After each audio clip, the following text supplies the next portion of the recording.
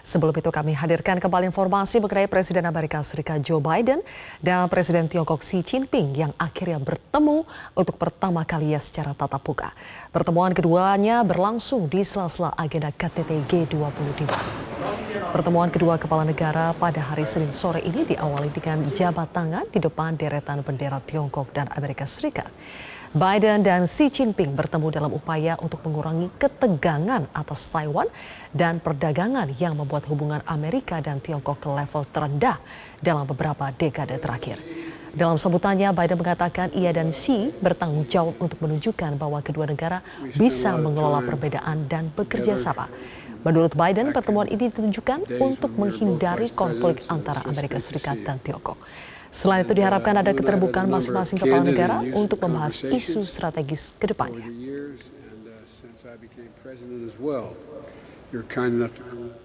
Pemirsa, benarkah pertemuan Biden dan Jinping di Bali akan mengakhiri perang dingin yang dipicu perang dagang di antara kedua negara? Dan bagaimana dengan pengaruh perang Rusia-Ukraina? Kami akan membahasnya bersama dengan praktisi hubungan internasional dan kebijakan publik, Dina Prapto Raharjo. Selamat malam, Mbak Dina. Selamat malam Mbak Sylvia. Baik, kemarin kita sudah menyaksikan pertemuan bilateral yang paling dinanti-nanti ya di KTT G20. Bagaimana Anda menilai dampak ekonomi politik dari pertemuan Presiden Biden dengan Presiden Xi Jinping kemarin? Pertemuan ini cukup menarik di sisi ekonomi karena secara terbuka Presiden Biden mengungkapkan hal apa saja yang dibicarakan dan berani mengeluarkan satu statement bahwa untuk hal kompetisi mereka berjanji sepakat ya untuk tetap berkompetisi tetapi tidak sampai mengarah ke ranah konflik. Hal ini saya kira perlu kita tanggapi positif di satu sisi. Tapi yang menarik juga, angle yang ditarik di sini sebatas ekonomi saja. Padahal kalau kita cermati relasi China dengan Amerika Serikat, ketegangannya itu bukan melulu ekonomi. Memang ekonomi, the rise of China dari sisi ekonomi menjadi satu hal yang paling mengganggu Amerika Serikat. Dianggap paling mengundermine ya, mengurangi power Amerika Serikat di kawasan terutama.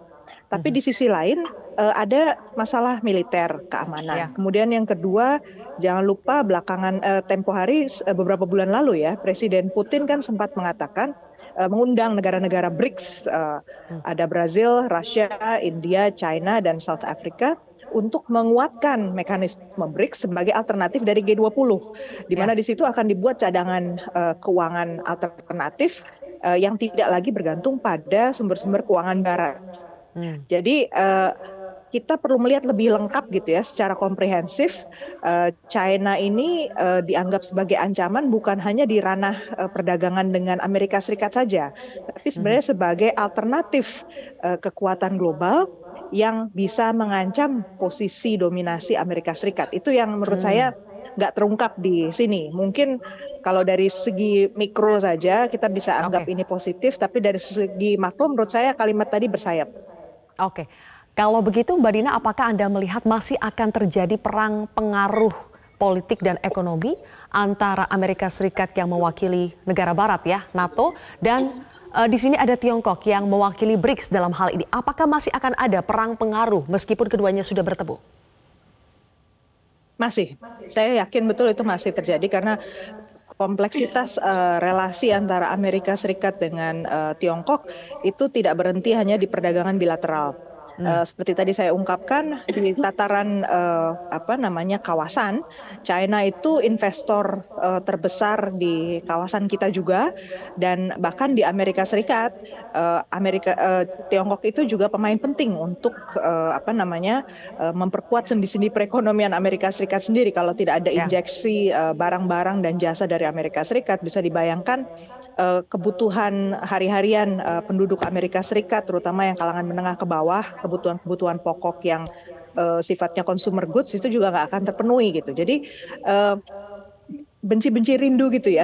Di satu sisi nggak suka bahwa si Tiongkok ini punya peranan yang besar di segi ekonomi, tapi juga nggak bisa Hmm. dilepaskan sepenuhnya karena memang nggak Ya. ada substitusinya yang bisa dianggap setara gitu ya, yang harganya Mhm. juga terjangkau untuk Amerika Serikat. Jadi ini macam apa ya? Mungkin kalau buat saya buying time saja, Oke. bahwa ada momen penting mereka bisa bertemu, bisa unjuk gigi bahwa memang sudah diupayakan lah ada solusi tertentu, dan saya melihat momentum pemilu sela kemarin di Amerika Serikat di mana Partai Demokrat itu tampil walaupun hanya sedikit lebih unggul daripada Partai Republikan, Baik. setidaknya itu membuat tenang mungkin ya Presiden Biden, sehingga dia merasa perlu melakukan satu langkah yang sifatnya langsung bisa kelihatan konkret juga di mata pendukungnya di Amerika Serikat, bahwa ada cara lain lah ya, bukan melulu hanya lewat tekanan di Ukraina, Rusia saja yang diurus oleh Amerika Serikat, tapi dengan Tiongkok ini urusan ekonomi ada sesuatu yang dicapai lewat G20 ini. Itu dugaan saya sih. Oke, dan bagaimana Mbak Dina melihat Indonesia bisa mengambil keuntungan dari adanya pertemuan antara dua kepala negara ini dan adanya dua, kita bisa sebut ketegangan ya, antara kedua negara ini. Bagaimana Indonesia bisa mengambil keuntungan dari ini? Kalau kita lihat dari konteks yang berkembang, sebenarnya Indonesia ini berada dalam posisi lebih banyak pilihan ya, dari segi Hmm. mitra ekonomi, juga dari segi sumber-sumber pembiayaan untuk perekonomian. Ini saya masih spesifik bicara di aspek ekonomi ya. Ya. Jadi kalau sebelumnya mekanisme G20 itu semata-mata melahirkan satu kesepakatan yang tunggal gitu ya, dan model yang dipilih itu yang memang disetujui, di approve gitu oleh Amerika Serikat dan sekutu-sekutunya. Tapi kita lihat ternyata ada alternatif lain gitu di luar Hmm. sana. Eh, BRICS tadi adalah salah satu contohnya.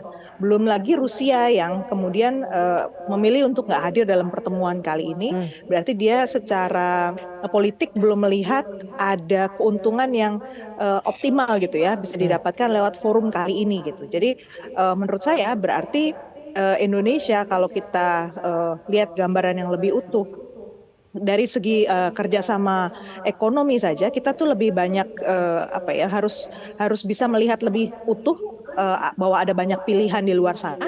Kita Baik. harus bisa mencari keuntungan dari setiap pilihan tersebut, dan jangan menutup diri terlalu awal ya dari Ya. kerjasama-kerjasama yang mungkin akan terwujud. Baik, terima kasih Mbak Dina Prapto Raharjo telah bergabung bersama kami di Breaking News Metro TV.